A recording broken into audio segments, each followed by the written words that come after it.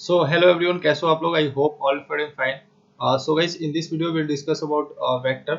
हमने last first lecture देखा था वेक्टर का, ठीक है, जिसके अंदर हमने definition of vector and notation of vector हमने पढ़ा था, ठीक है, और फिजिकल क्वांटिटी एंड उसके बारे में मतलब स्केलर और वेक्टर के बारे में डिस्कस किया था, ठीक है. सो इस लेक्चर में हम लोग जो है representation of vector and how we will find magnitude of vector ये देखेंगे एंड टाइप्स ऑफ वेक्टर, ठीक है, ये बहुत ही इंपॉर्टेंट है. जिसके अंदर अपन यूनिट वेक्टर को डिस्कस करेंगे कि आई कैप, जे कैप एंड के कैप, मतलब एक्स डायरेक्शन, वाई डायरेक्शन और जेड डायरेक्शन में वेक्टर को किस तरह से रिप्रेजेंट किया जाता है, ठीक है. एंड इक्वलिटी ऑफ वेक्टर, ठीक है, अगर दो वेक्टर इक्वल किस किस कंडीशन पे होगा, मतलब उस वेक्टर को दो वेक्टर अगर दिया गया है या फिर तीन वेक्टर दिया गया है या फिर कितने भी वेक्टर दिया गया है, ठीक है, तो उसको इक्वल होने के लिए क्या कंडीशन है, इसको अपन जो है थोड़ा सा एलिब्रेट करेंगे. और उसके बाद इस लेक्चर के बाद जो है हम लोग एडिशन ऑफ वेक्टर एंड थोड़ा सा रिजोल्यूशन ऑफ वेक्टर पे जाएंगे, ठीक है. बट मेनली हमारा नेक्स्ट लेक्चर में जो फोकस होगा एडिशन ऑफ वेक्टर, ठीक है, triangle law of vector addition पे रहेगा, right. So let's start our today's topic and थोड़ा सा रिवीजन कर लेते हैं, ठीक है. तो हमने लास्ट टाइम देखा था कि फिजिकल क्वांटिटी है, ठीक है, जिसको मेजर किया जा सकता है, quantity which can be measure, that is known as physical quantity. And physical quantity are of two type, scalar quantity and vector quantity. Scalar quantity कौन सा है? जो कि ऑर्डिनरी अलजेब्रा को फॉलो करता है एंड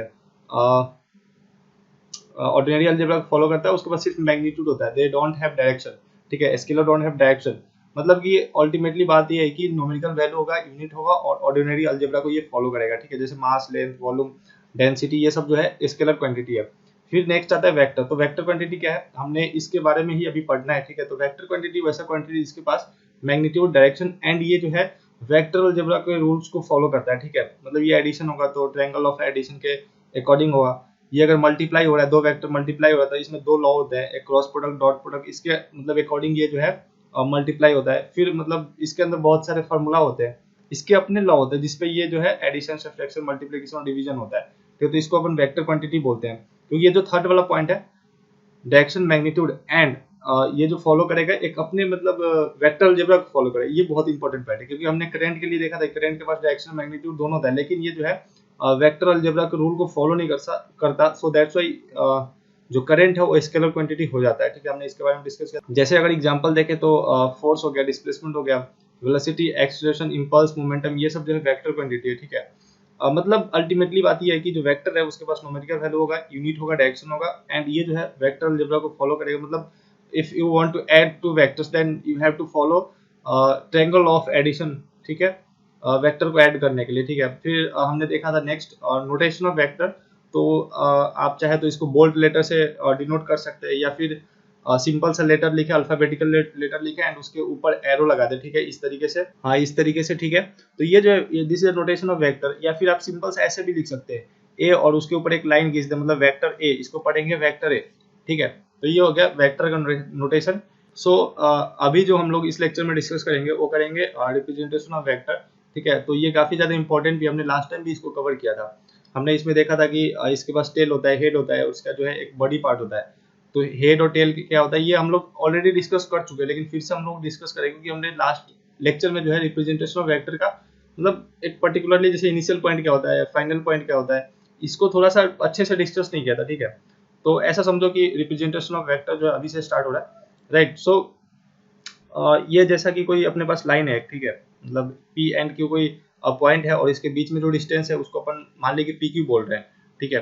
तो ये जो पी है उसको अपन लेट सपोज कि ये इनिशियल पॉइंट है ऑफ दिस लाइन, ठीक है, ये इस लाइन का इनिशियल पॉइंट हो गया, मतलब ये पी जो है इनिशियल पॉइंट है. या फिर इसको इनिशियल पॉइंट को टेल भी बोलते हैं, टेल ऑफ दिस वेक्टर, जो भी वेक्टर कंसीडर कर रहा है उसका, जैसे पूंछ होता है ना, तो वही पूंछ, मतलब टेल ऑफ दिस वेक्टर. फिर नेक्स्ट मान ली कि ये पी क्यू पॉइंट है एंड यहाँ पे क्यू जो है टर्मिनल पॉइंट हो गया, या फिर हेड, ठीक है, हेड, या फिर टर्मिनस भी बोल सकते हैं, टर्मिनस, हेड या फिर टर्मिनल पॉइंट पी को. मतलब यहाँ पी से चल के अपन क्यू पे जा रहे हैं, तो पी जो है इनिशियल पॉइंट हो गया, क्यू जो है टर्मिनल पॉइंट या फिर हेड या फिर टर्मिनस होता है. और ये जो पी क्यू हुआ, ठीक है, इसी को अपन वेक्टर बोल रहे हैं एंड इसको जो है रिप्रेजेंट करेंगे अपन पी क्यू, ठीक है. ये कोई पी क्यू पॉइंट था एंड इसको अगर वेक्टर से को रिप्रेजेंट करना है, इस लाइन को अगर वेक्टर रिप्रेजेंट करना है तो इसको अपन ऐसे लिख देंगे पी क्यू और उसके ऊपर जो है एक एरो दे देंगे, क्योंकि हमने लास्ट टाइम पढ़ा कि रिप्रेजेंटेशन ऑफ वेक्टर जो है इस तरीके से किया जाता है। ठीक है, तो ये था थोड़ा सा मतलब टर्मिनल पॉइंट और इनिशियल पॉइंट क्या होता है। अब यहाँ पे थ्योरी मैंने लिखा है, इसको पढ़ सकते हो आप। Let A be an fixed point in space. ठीक है, मतलब कुछ भी हो रहा है तो क्या हो रहा है, स्पेस में हो रहा है। ठीक है, मतलब ये पूरा स्पेस है, इसमें कुछ भी अपन मेजर कर रहे हैं, distance, displacement, velocity, acceleration, whatever you are measuring, वो जो है एक स्पेस में होता है। ठीक है, जहाँ पर भी, जहाँ पे एयर होता है वहाँ पे मतलब बहुत सारे मॉलिक्यूल्स होते हैं, फोर्सेस होता है, फ्रिक्शनल फोर्सेस होते हैं, मतलब सीडो फोर्स, तो मतलब हर एक चीज होता है। ठीक है, एयर ड्रैग होता है, लेकिन अगर आइडियली बोले तो ये स्पेस है। ठीक है, मतलब ये अपना खाली जगह है, और इसी में जो है किसी चीज को मान ली कि ये पॉइंट एक पी है और ये पॉइंट क्यू है, तो यहाँ से यहाँ तक जो डिस्टेंस है उसको अपन पी क्यू बोल रहे हैं, और यहाँ से यहाँ तक जो मिलाने वाला लाइन है उसको अपन वेक्टर पी क्यू बोल रहे हैं। ठीक है, और मतलब इसी में जो है initial point and this is final point. तो ये जो पी क्यू वेक्टर हो गया, मतलब कोई भी चीज अपन मेजर कर रहे थे स्पेस में, मतलब कोऑर्डिनेट सिस्टम लेते हैं ना, मतलब ये जो कोऑर्डिनेट सिस्टम लेते हैं एक्स वाई, तो ये स्पेस ही तो होता है एक्चुअली। ठीक है, इसमें मतलब ऑरिजिन से कोई भी डिस्टेंस मेजर करते हैं, इधर इधर इधर कुछ मतलब किधर भी कर सकते हैं। ठीक है, तो ये स्पेस होता है। So let A be an fix point in space and Q be, Q यहाँ पे बी होगा, B Q be any other point in space, then the line segment has both magnitude and direction, hence it can represented a vector. अब क्या है यहाँ पे, जैसे बोला कि एक पॉइंट पी है स्पेस के अंदर, एक पॉइंट पी है जिसको अपन इनिशियल पॉइंट बोल रहे हैं, एंड दूसरा पॉइंट क्यू है जिसको अपन फाइनल पॉइंट बोल रहे हैं। ये स्पेस में है दोनों पॉइंट, तो इन दोनों पॉइंट में क्या होगा कि इसके पास कुछ ना कुछ मैग्नीट्यूड होगा, इसके बीच का जो डायरेक्शन होगा उसको अपन क्या बोलेंगे, मैग्नीट्यूड। मतलब इसका लेंथ, इस पॉइंट दोनों का लेंथ जो होगा उसको अपन मैग्नीट्यूड बोलेंगे। और मान ली इधर से इधर जाना है तो इसको अपन क्या बोल रहे हैं, डायरेक्शन। ये जो है मतलब नॉर्थ टू साउथ या फिर साउथ टू नॉर्थ या फिर ईस्ट टू वेस्ट, ये जो है डायरेक्शन ऑफ दिस वेक्टर। ठीक है, तो इस तरीके से इसमें क्या हो गया, डायरेक्शन भी हो गया और मैग्नीट्यूड भी हो गया। तो ये जो पीक्यू हुआ वो एक वेक्टर क्वांटिटी हो गया, क्योंकि वेक्टर का डेफिनेशन ये है कि उसके पास डायरेक्शन और मैग्नीट्यूड दोनों होना चाहिए। और अभी देखेंगे कि वो किस तरीके से वेक्टर्स रूल को फॉलो कर रहा है, लेकिन जो फंडामेंटल दो पॉइंट है, डायरेक्शन एंड मैग्नीट्यूड, उसको ये फुलफिल कर रहा है। मतलब अपन बोल रहे हैं कि ये वेक्टर क्वांटिटी है। ठीक है, मतलब जो है अपना वेक्टर क्वांटिटी आया वो जो है पीक्यू आया इस दोनों पॉइंट की वजह से। ठीक है, हमने इसके मिलाया वगैरह और मिलाया, हमने इसको मिलाया, फिर इनिशियल पॉइंट फाइनल पॉइंट हमने देखा कि क्या था मतलब, और इसको मिला दिया, देन इसके लेंथ को अपन मैग्नीट्यूड बोलेंगे, एंड जिस डायरेक्शन में ये जा रहा है उसको अपन इस वेक्टर का डायरेक्शन बोलेंगे। ठीक है, मतलब देखो यहाँ पे लेंथ ऑफ लाइन सेगमेंट, जो भी लाइन हमने यहाँ से यहाँ तक खींचा है पी से लेकर के क्यू तक। ठीक है, इसका जो लेंथ है, length of line segment P Q represent magnitude of vector. ठीक है, मतलब इस वेक्टर का मैग्नीट्यूड दिखाएगा, इसका लेंथ जो है इस वेक्टर को मैग्नीट्यूड को रिप्रेजेंट करेगा। ठीक है, फिर इसको लिखते कैसे मैग्नीट्यूड को, सो मॉडुलस ऑफ वेक्टर, मतलब उसी को अपन मैग्नीट्यूड ऑफ वेक्टर बोलते हैं। अब जैसे हमने बेसिक मैथमेटिक्स के अंदर मॉडुलस के बारे में पढ़ा है। ठीक है, तो अगर कोई वेक्टर ऐसे लिखा गया है, ठीक है, ए वेक्टर है या फिर आप ले लो पी क्यू वेक्टर है, इसका मैग्नीट्यूड रिप्रेजेंट करना है कि मैग्नीट्यूड कैसे लिखेंगे, तो उसको कुछ नहीं करो, उसको मॉडुलस लगा दो। ठीक है, so this is the magnitude of P Q, this is the magnitude of A. ठीक है, या फिर सिंपल सा अगर आप ऐसे भी लिख दे तो ये जो है रिप्रेजेंट करता है कि मैग्नीट्यूड ऑफ वेक्टर है, ऊपर में अगर एरो नहीं है, अगर एरो है तो इसको फिर मॉडुलस लगाना पड़ेगा। अगर सिंपल सा ऐसे है तो this is the magnitude of A, this is magnitude of vector है। ठीक है, and this is also magnitude of vector है, this is the magnitude of P Q, vector P Q, and this is magnitude of A. मतलब इस तरीके से इसको magnitude को रिप्रेजेंट कर सकते हैं, मैग्नीट्यूड ऑफ दैट वेक्टर। ठीक है, या फिर उसको अपन मॉडुलस ऑफ वेक्टर भी बोलते हैं मैग्नीट्यूड को, ये वाला। ठीक है, तो हमने देख लिया कि representation of vector and magnitude of vector कैसे रिप्रेजेंट करते हैं, मैग्नीट्यूड ऑफ वेक्टर को और वेक्टर को। ठीक है, फिर नेक्स्ट आता है टाइप ऑफ वेक्टर। ठीक है, मतलब वेक्टर जो है कितने टाइप के हैं, तो मतलब 7-8 तरीके के वेक्टर है। ठीक है, हम लोग यहाँ पे जो इंपॉर्टेंट है उसको डिस्कस करेंगे। तो पहला जो अपना टाइप है वेक्टर का वो है जीरो वेक्टर या फिर नल वेक्टर। नल मतलब क्या, नल या फिर वॉइड।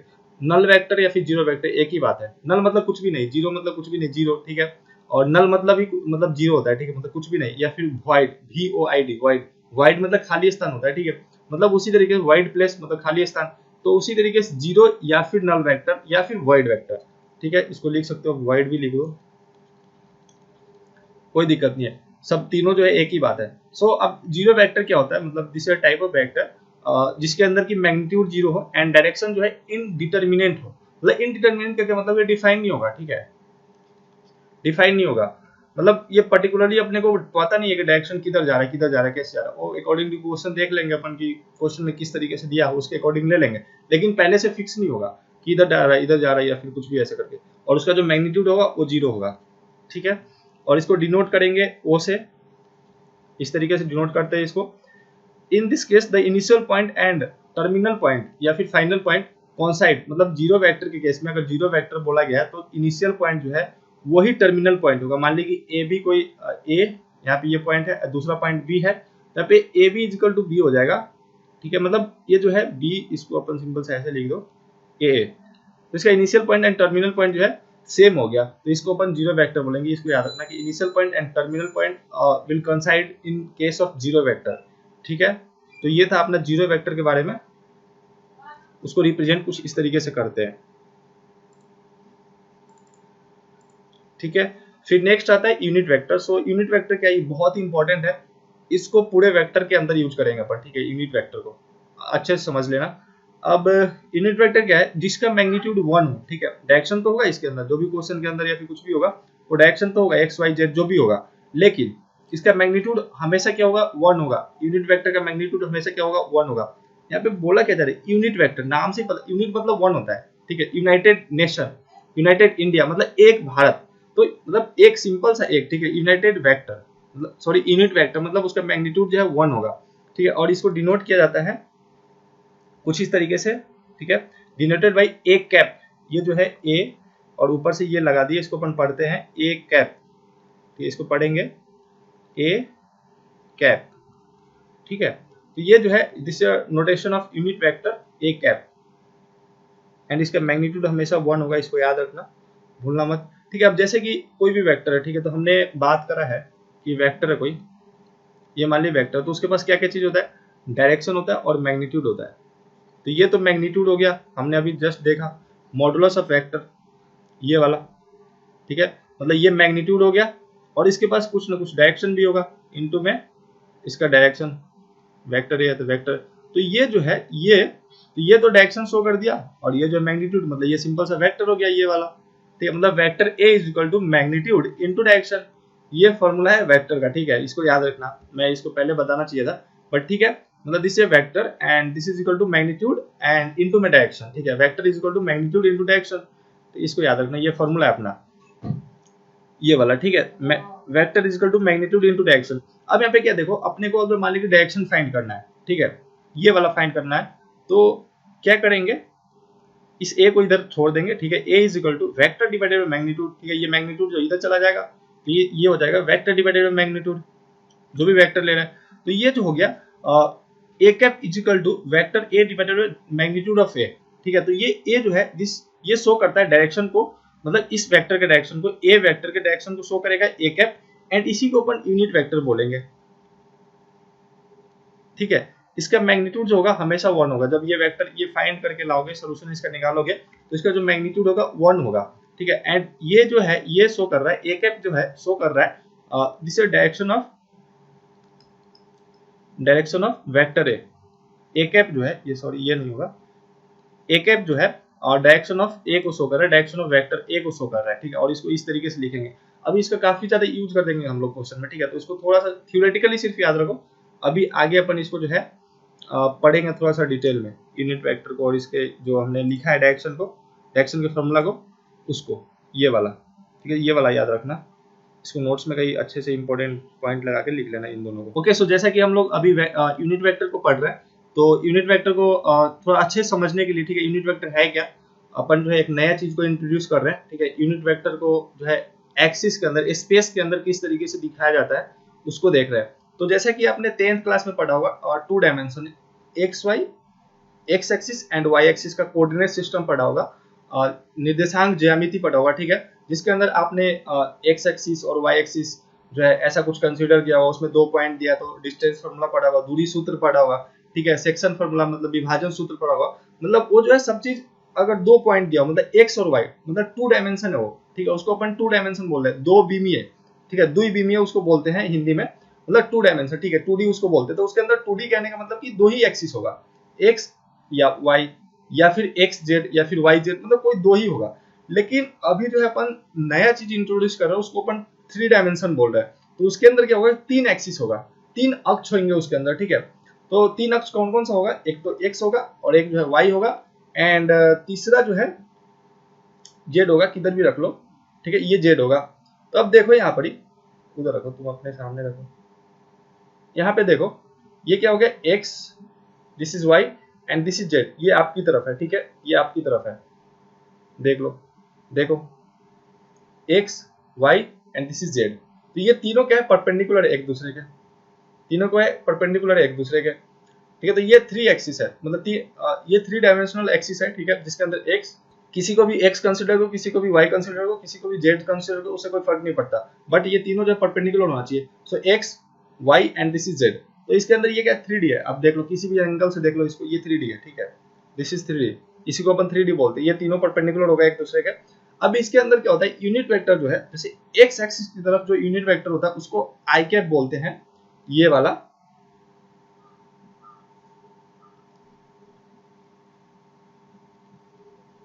जो एक्स एक्सिस की तरफ यूनिट वेक्टर होता है उसको अपन सिंपल सा आई कैप लिखते हैं, ठीक है, मतलब इस तरफ जो यूनिट वेक्टर होगा उसको अपन आई कैप लिखेंगे। अब जैसे कि यहाँ पे एक्स है, ये प्लस एक्स है, इधर सेम, इधर माइनस एक्स होगा, ठीक है, ऐसे।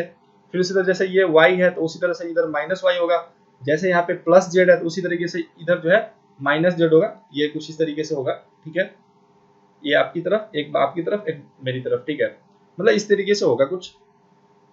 तो ये जैसे प्लस एक्स है तो इसके अंदर जो है अपन प्लस आई कैप लेंगे, unit vector x plus x axis की तरफ जो यूनिट वेक्टर होगा उसको अपन प्लस आई कैप बोलेंगे, ठीक है, this is plus I cap, ठीक है। एंड उसी तरीके से वाई एक्सिस की तरफ जो यूनिट वेक्टर होगा उसको अपन प्लस जे बोलते हैं, ठीक है, प्लस जे बोलते हैं। फिर जेड एक्सिस की तरफ जो यूनिट वेक्टर होता है उसको अपन प्लस के बोलेंगे, प्लस जेड की तरफ, मतलब प्लस के, ठीक है, ये प्लस के है। अब देखो ये जो मैं ये कंप्यूटर पढ़ा रहा हूँ, ठीक है, ये जो प्लेन है जो आप देख पा रहे हो अभी, जो स्क्रीन देख पा रहे हो, तो क्या है 2D है, ठीक है, तो 2D है तो उसमें तो मतलब सिर्फ ये वाला दिखेगा, ये दोनों दिख रहा होगा आपको सही से, ये एक्स एक्सिस एंड ये वाई एक्सिस। बट ये 3D जो है, जेड आपका जो एक्सिस है वो थोड़ा सा मतलब ऐसे निकला हुआ दिख रहा है, ऐसे देखो कुछ ऐसा इधर मैं मतलब जो है लेकर के आया, मतलब ये जो है इस पॉइंट पे परपेंडिकुलर है, ये जो ऑरिजिन है इसके ऊपर परपेंडिकुलर है, ठीक है, इसको आप इस ऑरिजिन पे पेन रखो तो ऐसे आएगा पेन, ठीक है, कुछ ऐसे आएगा, इस पॉइंट पे जो है पेन रखोगे तो वाई ओ पे, इस पॉइंट पे अगर पेन रखोगे आप, ठीक है, तो आपको पता चल जाएगा, इधर एक्स एक्सिस इधर वाई एक्सिस, एंड इधर पेन रखोगे तो कुछ ऐसा आएगा, ठीक है, कुछ ऐसा, कुछ ऐसा, तो पता चल जाएगा कि वो तीनों परपेंडिकुलर। ये जो एक जेड एक्सिस दिखाया गया कुछ ऐसा दिखाया गया, ठीक है, मतलब ऐसे है कुछ, ये देखो यहाँ पे तीनों जो है परपेंडिकुलर है एक दूसरे के, देखो दिख रहा है, ये जो पेन, ये ब्लैक वाला पेन है इधर आ रहा है मेरी तरफ, ठीक है, आप रख करके देखना, ये तीनों जो है परपेंडिकुलर होगा।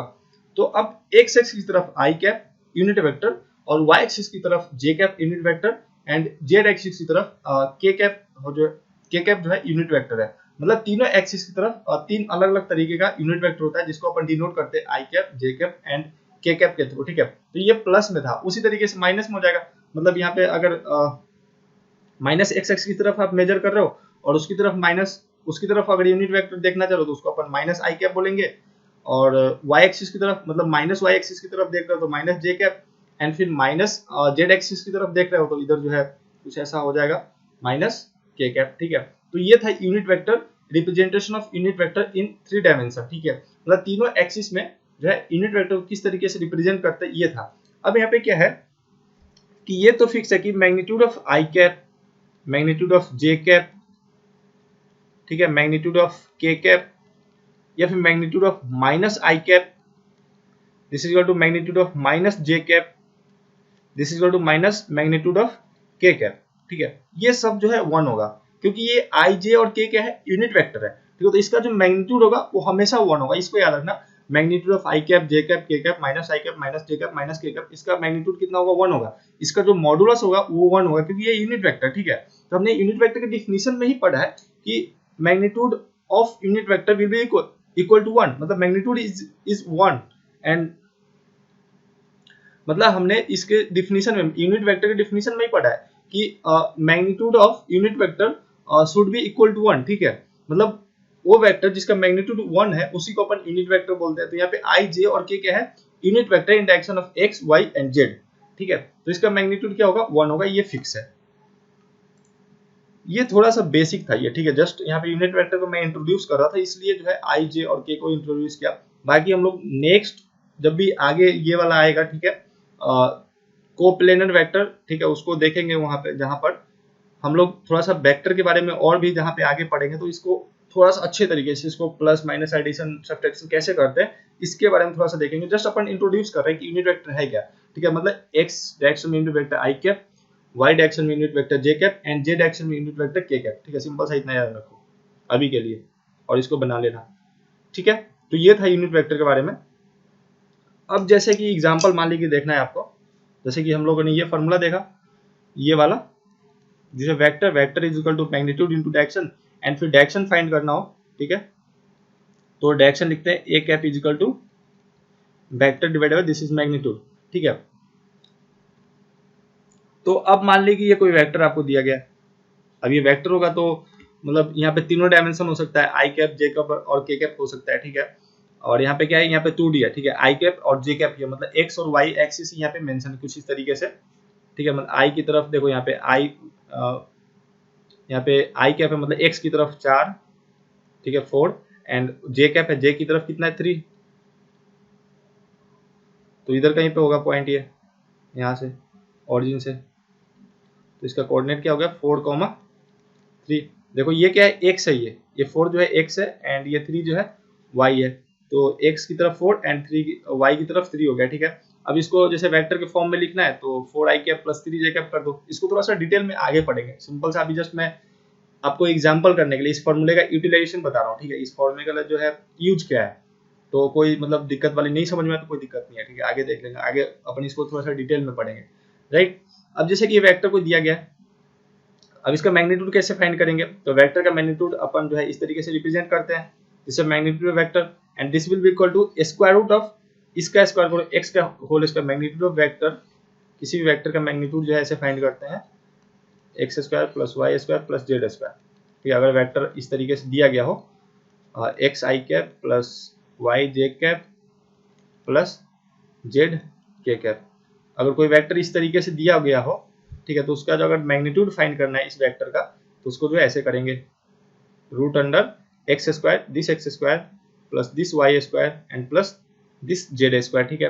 तो उसी तरीके से हम लोग कर रहे हैं, यहाँ पे दो ही डायमेंशन है, यहाँ पे एक्स और वाई का ही कंपोनेंट है, ये क्या है कंपोनेंट्स है, आगे पढ़ेंगे थोड़ा सा, लेकिन अब जस्ट मैं इंट्रोड्यूस कर रहा हूँ तो यार इसको देख लो, ठीक है। तो यहाँ पे क्या हो जाएगा, स्क्वायर रूट ऑफ 4 का होल स्क्वायर मतलब 16, स्क्वायर रूट ऑफ 3 का होल स्क्वायर मतलब 9, ये सिंपल से क्या हो गया, square root of 16 plus 9 that is 25, तो इसको सिंप्लीफाई करेंगे तो 5 आ जाएगा, मतलब magnitude of this given vector is equal to 5 आ गया, ठीक है। तो यहाँ पे मैग्नीट्यूड हमने फाइंड कर लिया 5। अब क्या अपने को डायरेक्शन फाइंड करना है कि इस वेक्टर का एक्चुअली डायरेक्शन क्या है, यूनिट वेक्टर है क्या, डायरेक्शन ही तो यूनिट वेक्टर दिखा रहा है, ठीक है, यूनिट वेक्टर ही तो डायरेक्शन दिखा रहा है, ये वाला formula vector divided by magnitude, ठीक है। अभी अगर नहीं समझ में आया तो कोई दिक्कत वाली बात नहीं है, इतना टेंशन मत ले, क्योंकि आगे इसको डिटेल में पढ़ेंगे, ये बहुत सारा क्वेश्चन आएगा ऐसा, ठीक है। हम लोग पूरे वेक्टर के अंदर यही सब करने वाले हैं, तो थोड़ा सा अच्छे से समझाऊंगा। अभी जस्ट मैं एग्जांपल ले रहा हूँ, तो इस फॉर्मूले का यूटिलाइज क्या करना है, इस फॉर्मूले का यूटिलाइजेशन क्या है, इसको उसको करने के लिए, ठीक है। तो बाकी टेंशन मत लो अगर समझ में नहीं आ रहा तो, ठीक है। तो यहाँ पे क्या है, ये फॉर्मूला है हमारे पास, अभी ये वाला फॉर्मूला हमने देखा कि vector is equal to magnitude into direction, मतलब unit vector, so unit vector is equal to this vector divided by magnitude. तो अपने पास तो वेक्टर है ही 4i cap plus 3j cap, तो वेक्टर को पुट कर दिया इधर 4i cap plus 3j cap, और हमने मैग्नीट्यूड फाइंड किया है यहाँ से ये वाला, तो नीचे 5 रख दिया क्योंकि मैग्नीट्यूड जो है 5 है, तो यहाँ से अब कर दो, फिर 4 डिवाइड 5 आई कैप प्लस है बीच में तो प्लस कर दो 3 डिवाइड 5 जे कैप, तो ये जो गया 4 divide 5 I cap plus 3 divided by 5 3 divided 5 J cap, तो ये जो है यूनिट वेक्टर हो गया। Unit vector of what, unit vector of this vector, unit vector vector A, ठीक है। या फिर बोल सकते हो कि this is direction, this is showing direction of vector A, ठीक है, सिंपल सा इसको ऐसे बोल सकते हैं। तो ये था, हमने एग्जांपल देखा। अभी इस पे बहुत सारा क्वेश्चन करेंगे, ठीक है। नहीं समझ में आओ कि ये कंपोनेंट्स ये क्या मतलब जो आई कैप जे कैप कैसे ले रहा है, मतलब ये यूनिट वेक्टर वगैरह कैसे फाइंड कर रहा है, कोई टेंशन नहीं है, जस्ट छोड़ दो, लीव इट, ठीक है। फिर नेक्स्ट जो है अपन जस्ट अभी टाइप ऑफ वेक्टर देख रहे हैं, बस मतलब छोटा चीज देख रहे हैं, मतलब जस्ट डिफिनीशन देख रहे हैं। मैंने उसको थोड़ा इंट्रोड्यूस इसलिए क्योंकि यहाँ पे मैंने फार्मूला एक इंट्रोड्यूस किया, ठीक है। अब इसको फार्मूला के जो है आगे ही यही आगे इसी फॉर्मूले को मैं यूज करूंगा, ठीक है, इसलिए थोड़ा सा मैंने जस्ट इंट्रोड्यूस किया है, मैं बार बार रिपीट कर रहा हूँ इस चीज को। फिर नेक्स्ट जो है को इनिशियल वेक्टर। अब यहाँ से पता चल रहा है को इनिशियल, को मतलब सेम होता है, इनिशियल मतलब एक ही इनिशियल पॉइंट, मतलब बहुत सारा वेक्टर मान 4-5 वेक्टर हो और उसका इनिशियल पॉइंट जो सेम हो तो उसको अपन बोलेंगे को इनिशियल वेक्टर बोलेंगे, ठीक है। जैसे मान लीजिए ये कोई इनिशियल पॉइंट है, ये कोई पॉइंट है और इसी से बहुत सारा वेक्टर इधर इधर इधर निकल रहा है ए बी सी डी, तो ये सब ए बी सी डी जो हो गया ये को इनिशियल वेक्टर हो गया, ठीक है, इसको समझो, ठीक है। तो vector A B C D जो हो गया को इनिशियल वेक्टर हो गया, सिंपल सा। फिर नेक्स्ट जो है like vector. So vector having same sense of direction क्या है, जैसे ये मान ली वेक्टर तुम्हारा, ठीक है, तो अब ये किसी पर्टिकुलर लाइन पे बना है, ये पूरा जो है लाइन जो इनफिनाइट तक जाता है पूरा, ठीक है। तो ये जो हो गया मतलब इधर से इधर, इस पॉइंट से इधर, तो ये जो हो गया इसको बोलते हैं सेंस ऑफ लाइन, ठीक है। तो मतलब vector having same sense of line, मतलब कुछ इस तरीके से, ठीक है। इसका सेंस ऑफ लाइन इसका सेंस ऑफ लाइन जो है सेम है, तो उसको अपन लाइक वेक्टर बोलेंगे, ठीक है। अब इस वेक्टर को जो है उठा पटक कर सकते हैं, इधर उधर शिफ्ट कर सकते हैं, मतलब रोटेट नहीं कर सकते, लेकिन ऊपर नीचे, जैसे मान लीजिए ये आपका वेक्टर है, ये वेक्टर है और ये दूसरा वेक्टर है, तो इसको आप जो है मतलब सेम एंगल के साथ नीचे ले जा सकते हो, नीचे ले जा सकते हो, इसको आप सेम एंगल के साथ ऊपर ले, ऐसे नहीं कि ऐसे रोटेट करके फिर ऊपर ले जा रहे हैं, नहीं, मतलब अगर ये ऐसे है मान लीजिए, इसको ऊपर नीचे ले जा सकते हो, ऊपर नीचे या फिर आगे पीछे, ठीक है। ओरिएंटेशन चेंज नहीं होना चाहिए, इसका एंगल जो ये वाला चेंज नहीं होना चाहिए, ठीक है। उसको शिफ्ट कर सकते हो आप ऐसे या फिर ऐसे, इस लाइन के, जैसे ये वेक्टर है तो इसका लाइन क्या इधर है, इसके लॉन्ग ऐसे ऐसे लाइन है, ठीक है, ऐसे, एंड फिर नीचे ऐसे कुछ होगा इसका, ठीक है। तो इस लाइन के लॉन्ग इसको आगे मतलब बढ़ा सकते हो, पीछे बढ़ा सकते हो, ऊपर नीचे सेम ओरिएंटेशन के साथ। ये जो एंगल है देखो यहाँ पे, ये जो एंगल है, ये एंगल, ये जो एंगल है ये वाला, ठीक है, ये एंगल ये चेंज नहीं होना चाहिए, ठीक है। ऐसा नहीं कि इसको मतलब मान लीजिए ऐसे कर दोगे तो एंगल ही तो चेंज हो जा रहा है, तो ऐसे नहीं, मतलब इसको जो है ऐसे रखते हुए इसको आगे शिफ्ट कर सकते हो या फिर इसको पैरेलली ऐसे करा सकते हो, ठीक है। लेकिन ये एंगल जो है चेंज नहीं होना चाहिए उस कंडीशन में जब आप शिफ्ट कर रहे हो, ठीक है। तो उसको जो है अपन लाइक वेक्टर बोलेंगे, vector having same sense of direction. So unlike vector क्या होगा, जस्ट अपोजिट, मतलब vector having opposite sense of direction.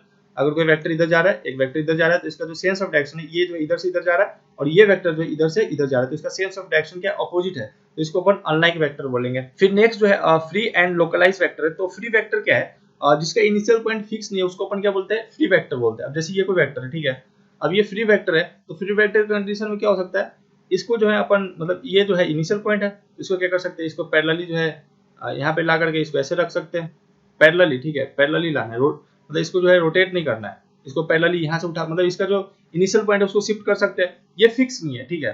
इसको जो है यहाँ मान लीजिए ये यहाँ पे है, तो इसको जो है उठा करके यहाँ पे कर दिया, लेंथ सेम रखा, डायरेक्शन सेम रखा, ओरिएंटेशन जो ये एंगल जो है सेम रखा, यहाँ से ये वाला चेंज नहीं किया, लेकिन इसका जो सिर्फ शिफ्ट कर रहा है, मतलब ऐसे ऐसे ऊपर नीचे या फिर ऐसे ऐसे, ये ओरिएंटेशन चेंज नहीं कर रहा है, ठीक है। तो उसको जो है अपन फ्री वेक्टर बोलेंगे, जिसका इनिशियल पॉइंट जो है फिक्स नहीं होना चाहिए।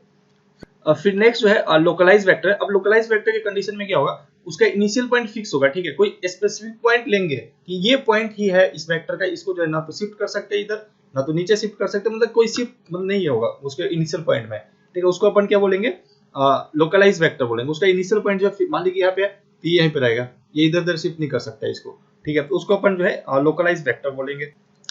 नेक्स्ट जो है निगेटिव ऑफ अ वेक्टर है, ठीक है। अब निगेटिव ऑफ अ वेक्टर क्या है, vector whose magnitude is the same as that of A but the direction is opposite to the A। मान लीजिए दो वेक्टर है आपका, ठीक है, vector A and vector B।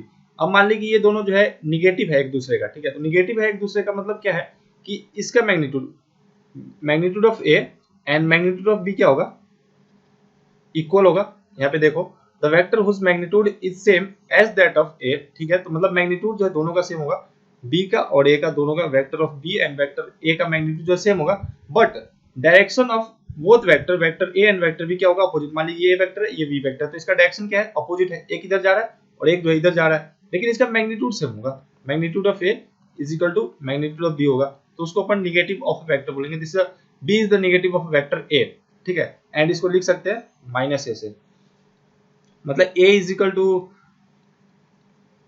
Minus B लिख सकते हैं, ठीक है, इस तरीके से, या फिर a is equal to minus, तो ये माइनस ए जो है क्या हो गया, this is a negative of vector a, ठीक है, सिंपल सा। फिर नेक्स्ट जो है कोलिनियर और पैरेलल वेक्टर, ये बहुत इंपॉर्टेंट है, इसको भी काफी ज्यादा यूज करेंगे। तो कोलिनियर और लीनियर वेक्टर, तो कोलिनियर और पैरेलल वेक्टर किसको बोलेंगे? Vector having same line of action. Line of action क्या है? जैसे ये आपका कोई वेक्टर है, तो ये जो लाइन है, ये जो लाइन जा रहा है, ये जो लाइन जा रहा है, ये इसके लॉन्ग, ठीक है, इसको अपन बोलते हैं लाइन ऑफ एक्शन। मतलब इस लाइन के लॉन्ग कोई भी एक्शन ले सकते हैं अपन, ठीक है, तो इसको अपन बोलते हैं line of action. This is the line of action of this vector. मान लीजिए वेक्टर ये है, this is line of action of this vector. ये थोड़ा टेढ़ा हो जाए, इस लाइन के मतलब अलोंग जो भी मतलब लाइन होगा उसको अपन लाइन ऑफ एक्शन बोलते हैं। लाइन ऑफ एक्शन काफी ज्यादा मैं यूज करूंगा वर्ड, ठीक है, इसको याद रखना, line of action.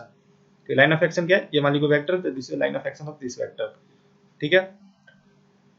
So vector having same line of action या फिर line of action parallel to same line. अब इसका कहने का क्या मतलब है? मान लीजिए दो को वेक्टर है, vector A and vector B, ठीक है, तो इसका लाइन ऑफ एक्शन जो है या तो सेम होना चाहिए, जैसे वेक्टर ए है तो इसका लाइन ऑफ एक्शन इस वेक्टर ए के लाइन ऑफ एक्शन के बराबर मतलब के साथ होना चाहिए, मतलब ऐसे कुछ होना चाहिए। तो ये दोनों जो है ए एंड बी जो है पैरेलल हो जाएगा, vector A parallel to vector B, ठीक है। या फिर ऐसा बोल रहा है कि line of action parallel to same line, जैसे ये लाइन ऑफ एक्शन है इसका और ये जो है इस लाइन के जो है पैरेलल होना चाहिए ये वाला। तो ये दोनों ए और बी जो है इस कंडीशन में भी पैरेलल हो गया, एंड बी मतलब इस दोनों कंडीशन में भी पैरेलल हो गया और इस दोनों कंडीशन में भी पैरेलल हो गया। मतलब सेम लाइन ऑफ एक्शन के लॉन्ग हो वेक्टर, या फिर जो ये वेक्टर है इसके कोई पैरेलल है वेक्टर, तो उसी को अपन जो है पैरेलल वेक्टर बोलेंगे। एंड इसके अंदर क्या है, दो वेक्टर अगर पैरेलल हो तो उसके बीच में जो एंगल होगा, ठीक है, वो क्या होगा? जीरो होगा। कैसे? अब देखो यहाँ पे ये ए है, अब इसके पैरेलल मान लीजिए ये कोई बी है, तो अब इसके बीच में कितना एंगल बन रहा है? थीटा इक्वल टू 0 डिग्री बन रहा। लेकिन निगेटिव के केस में क्या, ये वेक्टर इधर जा रहा है एक और एक जो है वेक्टर इधर आ रहा है, तो इसके बीच में एंगल कितना है? 180। मतलब निगेटिव या फिर एंटी पैरेलल भी बोल सकते हो उसको, एंटी पैरेलल बोलो इसको, थोड़ा अच्छा लगेगा। एंटी पैरेलल वेक्टर या फिर निगेटिव वेक्टर, तो उसके केस में जो एंगल है एंटी पैरेलल वेक्टर के बीच में जो एंगल होता है 180 होता है, ठीक है, मैंने यहाँ पे लिखा था उस टाइम मेंशन नहीं किया था। उसके बीच में जो एंगल होता है 180 होता है, और कोलिनियर या फिर पैरेलल वेक्टर के केस में जो थीटा होता है, एंगल जो होता है, angle between both vector, both parallel vector 0 होता है, ठीक है। तो ये हमने देखा पैरेलल वेक्टर। फिर नेक्स्ट जो है इक्वालिटी ऑफ वेक्टर है, ठीक है। अब इक्वालिटी ऑफ वेक्टर होने के लिए क्या है? इक्वालिटी मतलब दो वेक्टर इक्वल होगा, ठीक है। उसके इक्वालिटी को फुलफिल करने के लिए क्या होना चाहिए? मैग्नीट्यूड इक्वल हो जाए। मान लीजिए दो vector, vector A and vector B, तो इसका मैग्नीट्यूड जो बराबर होना चाहिए अगर ये इक्वल वेक्टर है तो, ठीक है। मान लीजिए vector A and vector B है, सॉरी दो वेक्टर है आपके पास, vector A and vector B, तो अगर ये इक्वल है तो इसका मैग्नीट्यूड बराबर होना चाहिए एंड दे आर पैरेलल, ठीक है। ये दोनों जो है पैरेलल होना चाहिए, vector B and vector A, ठीक है। And they have same sense of direction. Same sense of direction क्या है इसका? सेम, इधर ये जो यहाँ से यहाँ जा रहा तो वेक्टर ए भी जो है यहाँ से यहाँ जाना चाहिए, मतलब दोनों पैरेलल होगा तो सेम सेंस ऑफ डायरेक्शन होगा, ठीक है। तो ये जो है इक्वल कहलाएगा। ये vector A and vector B हो गया इक्वल टू ईच अदर हो गया। इसको ऐसे लिख सकते हैं, this is a sign of equal. Vector A is equal to vector B, ये तीनों कंडीशन अगर फुलफिल जो करता है वो वेक्टर इक्वल होगा एक दूसरे के, ठीक है। They need not the same initial point, ऐसा कोई जरूरी नहीं कि इनिशियल पॉइंट जो दोनों वेक्टर का सेम होना चाहिए, ठीक है। जो वेक्टर इक्वल होगा ऐसा कोई जरूरी नहीं कि उसका जो इनिशियल पॉइंट है, मान लीजिए ये वेक्टर ए है, ये वेक्टर बी है, तो इसका इनिशियल पॉइंट कोई जरूरी नहीं कि सेम हो तभी जाकर वो इक्वल होगा, ऐसा कोई जरूरी नहीं। एक इधर भी हो सकता है, एक इधर हो सकता है, मतलब कहीं भी हो सकता है, ऐसा कोई जरूरी नहीं कि मतलब उसका इनिशियल पॉइंट सेम होना चाहिए इक्वल होने के लिए दो वेक्टर को। अब ऐसे लिख सकती है, मैंने बता दिया, ठीक है। तो ये था आज का लेक्चर। सो गाइस, अगर आप इस चैनल में फर्स्ट टाइम के लिए आए हो तो प्लीज डू सब्सक्राइब एंड अपने दोस्तों के साथ शेयर कर दो। एंड अगर आप क्लास 10th 9th और 8th में पढ़ रहे हो या फिर 11th 12th में और जेईई नीट की तैयारी कर रहे हो तो प्लीज डू सब्सक्राइब एंड अपने फ्रेंड के साथ इस वीडियो को शेयर कर दो। So guys, thank you very much for watching, have a great day.